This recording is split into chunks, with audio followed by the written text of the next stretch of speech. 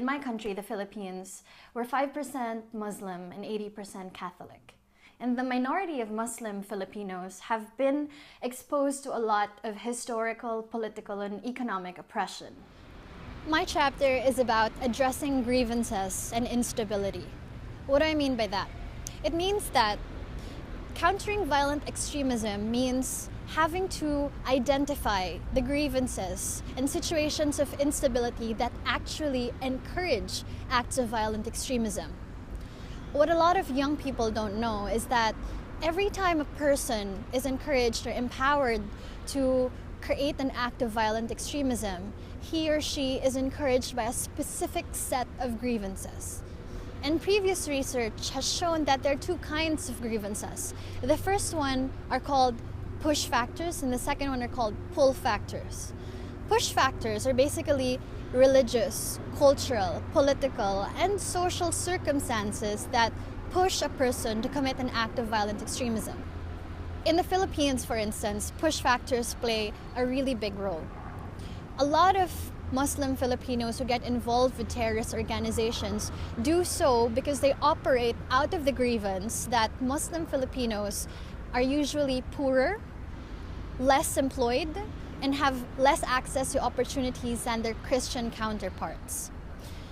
Another push factor that plays a role in the Philippines is the religious tension.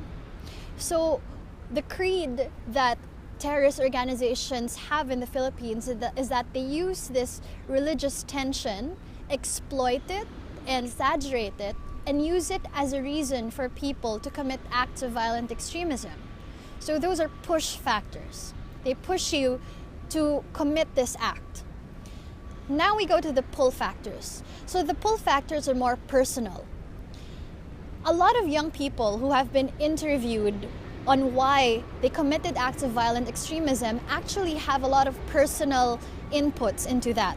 So they reason out that they were either looking for a sense of purpose in life, they were looking for a shot at fame, an opportunity to become a hero. They were operating out of this want, out of this desire to have something. So in a lot of extremist organizations, they use propaganda that will tell you that, hey, join and be recruited because we can offer you a shot at fame, a shot at power, and a shot at heroism that you can never have anywhere else. If you're lonely, you can have friends here. If you feel that you're being left out and ignored, you have a voice here. If you feel that you have no shot at becoming a superstar where you are, then come here and become a hero. And they've been so good at it that they've exploited a lot of young people who just feel lonely and left out and ostracized. So this mixture of push factors and pull factors says that will be the jump-off point for every young extremist who is currently out there right now. So in my chapter, what I also discuss is what we have to do to address this situation. So knowing that every young person engaged in violent extremism is fueled by these grievances and this instability in their environment, what we have to do then is to understand what these grievances are and to target the primary grievances, the most important grievances in a certain community or in a certain country, and attack those grievances directly. For instance, I give a lot of examples on how a lot of different organizations around the world are doing this. In the organization that I work for, KRIS Library, what we do is that we address the grievance of young people not having equal access to education. So we give out scholarships to these young people with the understanding that with a scholarship, with an education, they will be far away from wanting to be recruited by a terrorist group. I wrote this chapter because I very much agree with the sentiment that we really need to understand the grievances behind each person's motivation to be involved in violent extremist work. Whenever we see a terrorist, we usually see a certain kind of unspeakable evil. But I cannot agree with that. I cannot accept that. What we should see instead is that behind every terrorist, especially the young terrorists we have today, there is a story, there is a human being who has been driven to that point because of these push and pull factors. You've heard my story, and you've heard how particularly grievances and instability fuel violent extremism. But now you have to internalize it, and you have to come up with your own story, your own understanding, and hopefully your own solution. This is what I want you to do. If there's an existing conflict in your country or in your community, or some specific conflict that you identify with, you have to approach it with something called empathy. Different people have different motivations for going into the field of violent extremism. A terrorist coming from the Philippines, a terrorist coming from the Central African Republic, and a terrorist coming from the Middle East will have different grievances, fueling them to continue sowing this terror and this violence around the world. So what we have to do is to understand these specific grievances. What we have to do is interfere.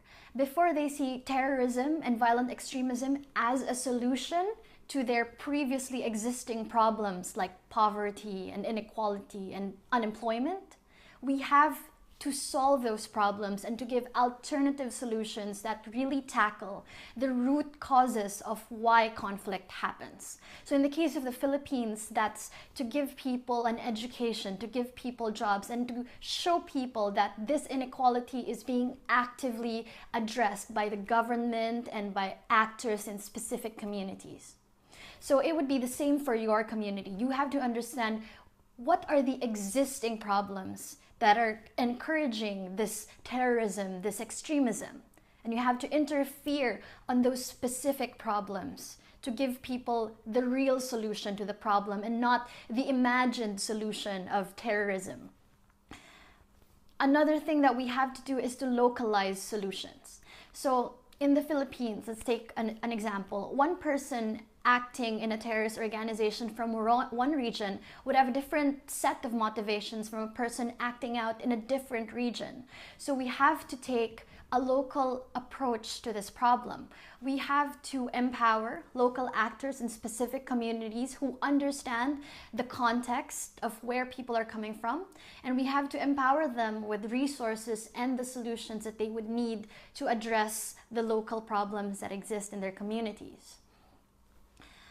And I think in a time where young people have a lot of access to digital media and to technology, we really have to harness what the internet and what social media have to offer.